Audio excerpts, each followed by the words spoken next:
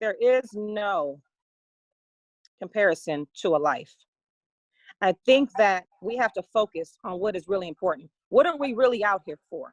So you can sit here and talk about the roads being blocked. You can talk about the destruction. We can talk about the crowds. We can talk about everything else that doesn't matter. The bottom line is a man's life was taken before our eyes, before all of us, the entire public. That is what we need to focus on.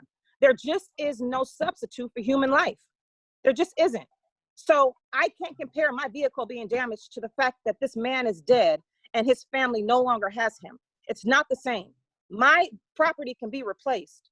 A life cannot be replaced. And that is the focus. And I would say to those people, get out here with us. Pull over, get out your car, and get out here with us. That's what I would say. Because you need a better understanding of why we are here. It's very easy to sit back and judge. It's very easy to sit back and say what people shouldn't do. Put yourself in George Floyd, mothers, brothers, and fathers' hands. Think about how they feel. Think about the fact that they have someone that was taken from them, that was murdered by someone that's supposed to protect and serve. He failed in that wrath. He's failed. Think about that. So no, nothing else matters right now. The roads being blocked, it doesn't matter. None of these things matter, because the best way to get someone's attention is through finances, it's through inconvenience, and it's through life. Those are the only three ways that you can get someone's attention. And that's what you see happening right now. So none of that other stuff matters. So with Stephon Clark, that was the first time Sacramento really saw real protesting by way of freeways and going into neighborhoods that predominantly we usually don't go into. With this, it's very different in the sense that the frustration is a systematic oppression that is just repetitive, that just has not stopped. So it continues to be a cycle of police kills a black man, unarmed black man, and there's no justice and there's no accountability, and it doesn't stop. So I think by Minneapolis starting on their end, I think that definitely spewed across the whole country and the whole nation to be able to get everybody to uprise and everybody come together, because what you see out there on TV is destruction. You see mass destruction, right? You see unorganized chaos, but on the grounds, we see a different type of frustration and a different type of anger that goes into an emotional category. So we see men and young boys out there crying, and we see black little girls out there 16, 17, 18 years old crying out of frustration, screaming at the officers to please listen to me, please do something. And we're not getting anything in return but flack. You know, it's negative. All the protests have turned into a very negative thing. But this is historically, you know, if we want to go all the way back, the looting and the chaos and the rioting was something that was taught to us as Black people. So we learned this from white people. So here we are trying our hardest to incite some type of understanding, to try to get someone to hear us, to try to get people to understand that we are tired. And what you see right now is an anger and a level of frustration that you are going to hear us, whether you like it or not. And if you don't, then we're going to destroy the city. You know, I'd be a hypocrite to sit here and say that I'm angry about it, because I understand exactly where it's coming from. I get that.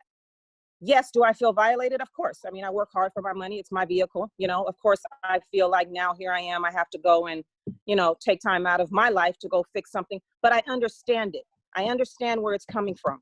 I understand that when you get to a certain level of frustration that we as the Black community are feeling, there are no rules, there are no regulations, and everybody, all of us are going to be affected by it on one way or another. Yes, I was out there, and there's no way for these young men and women to know whose car is who. Everything is just really up for grabs right now. And that comes down to lack of organization. You know, we need leaders out there. We need organization. You know, I'm out there to be not only a leader, but to be an organizer that can help these youth, talk to these youth, guide them through this, try to get them to know that their voice is being heard, and also to be out there as a mother figure. I'm old enough to be these children's mother, and they're running wild out there. They just don't have the strategy that they need, because protests can be very effective, but there has to be some strategy. So yes, my car was violated, and yes, now I have a busted window. I was parked in downtown in one of the garages, and all the cars were vandalized in the entire garage. I mean, everything. So I'm not going to be a hypocrite and get on here and say that I'm upset or that I'm angry that that's happened, because I understand where it's coming from. I'm seeing a very difference in crowd. The age difference is very different than the past protests we've had, for example, like with Stephon Clark. It's been very different. I mean, the ages range from anywhere from like 16 to maybe 24. Very different dynamic. Very much, the anger's different, the frustration is different. Obviously, the destruction is different. You can really just tell that they have had it. You know, just as a community, we're tired, we're fed up, we feel really defeated in so many ways. We're not getting the support we need from the locals. And it's really something that's not going to stop anytime soon. And it's disheartening, but it's kind of what needed to happen, you know, because this is what gets people's attention. None of these people we saw during Stephon Clark, I don't know where they've come from. I think that with what happened to George Floyd has ignited a whole different crowd, We did not see this same group out there. And we protested for a couple years on and off, you know, and I never saw this group. This is a brand new group. This is fresh blood, and they are ready, and they're not letting up anytime soon. You have to be relatable. You have to be relatable, you know, and we also have to understand that what we're seeing right now is also a mixture of the shelter in place. You know, these teens and young adults have been locked down for 2 months, understandably. However, they have cabin fever. They want to get out. This is a reason to get out. They can't really do much more. They can't go to the movies. They can't go to the malls. They can't go to the parks. They can't go to the beach. So this is also an out for them.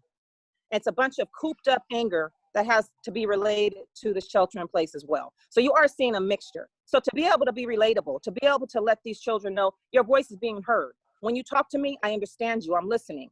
That's a big, big component to this piece, because I can't get out there and tell them what not to do. I can only say what I suggest you shouldn't do and explain to them why. That's really all we can do. But when you have igniters that come in, you have infiltrators that are coming in, you have paid protesters that come in just to ignite things, you have officers that are out there, they're igniting things. Yesterday, we had the tear gas sprayed on us. You know, all of that just makes it worse. So now they're gonna go bust into 5 more locations.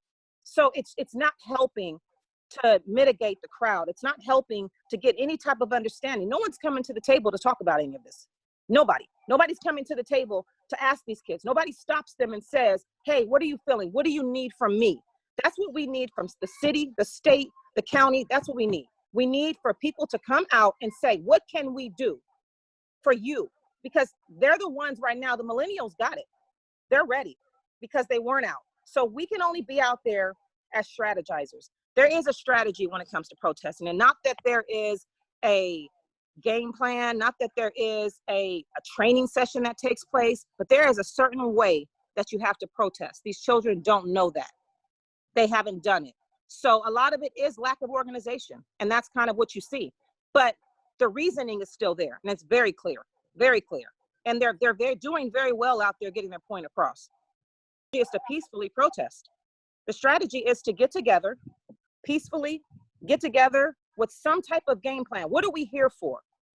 And when that is met with negativity, when that is met with defiance, then that's when you see the violence erupt. That's when you see it happening.